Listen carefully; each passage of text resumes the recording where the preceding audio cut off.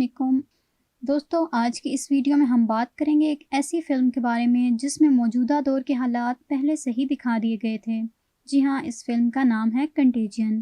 2011 میں ریلیز ہونے والی یہ فلم $60 ملین کے بجٹ سے تیار کی گئی اور اس نے $136 ملین کمائے۔ اس فلم کی کہانی کچھ اس طرح شروع ہوتی ہے کہ ایک عورت اپنے بزنس ٹرپ سے ہانگ کانگ سے واپس US آتی ہے۔ گھر پہنچنے کے ایک دن بعد اس کو تیز بخار ہو جاتا ہے، اسے چکر آتے ہیں اور وہ بے ہوش ہو کر زمین پر گر جاتی ہے۔ اس کا شوہر اسے ہاسپٹل منتقل کرتا ہے لیکن کوئی فائدہ نہیں ہوتا اور وہ ایک نامعلوم بیماری کی وجہ سے مر جاتی ہے۔ اس کا شوہر گھر واپس آتا ہے تو اسے معلوم ہوتا ہے اس کا بیٹا بھی اس بیماری کی وجہ سے مر چکا ہے۔ ڈاکٹر اس شخص کو فوراً قرنطینہ میں منتقل کر دیتے ہیں جہاں اس کے مختلف ٹیسٹ کیے جاتے ہیں اور اس سے اس کی بیوی کے متعلق مختلف سوالات کیے جاتے ہیں، مثلاً اس کی بیوی نے کہاں کا سفر کیا، کیا کھایا اور وہ کس سے ملی وغیرہ۔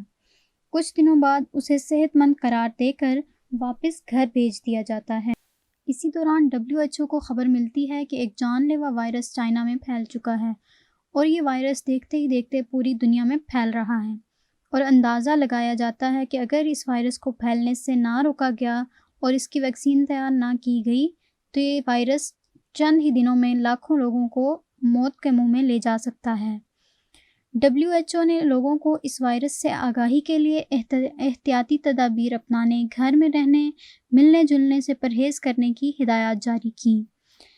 یاد رکھیے، فلم میں اس وائرس کو MEV-1 کا نام دیا گیا ہے۔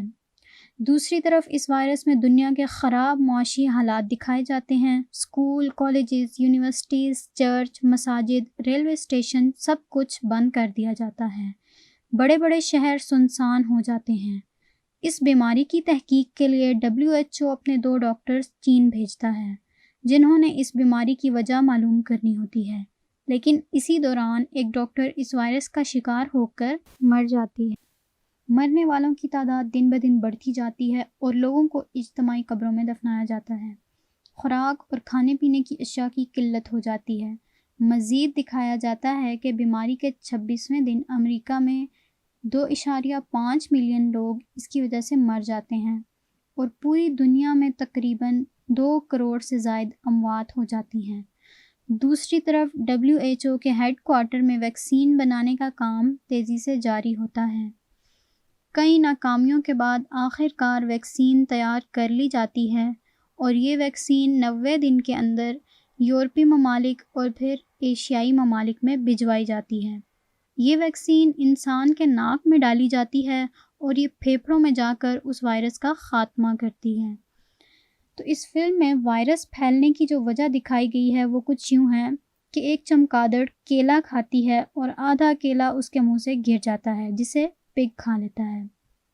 وہ پگ جس ریسٹورنٹ میں جاتا ہے وہاں کے شیف سے وہ بزنس ٹرپ پہ آئی ہوئی عورت ملاقات کرتی ہے۔ اس طرح یہ وائرس ایک چمگادڑ سے ایک جانور اور ایک جانور سے ایک انسان اور پھر دوسرے انسان اور پھیلتے پھیلتے پوری دنیا میں پھیل جاتا ہے۔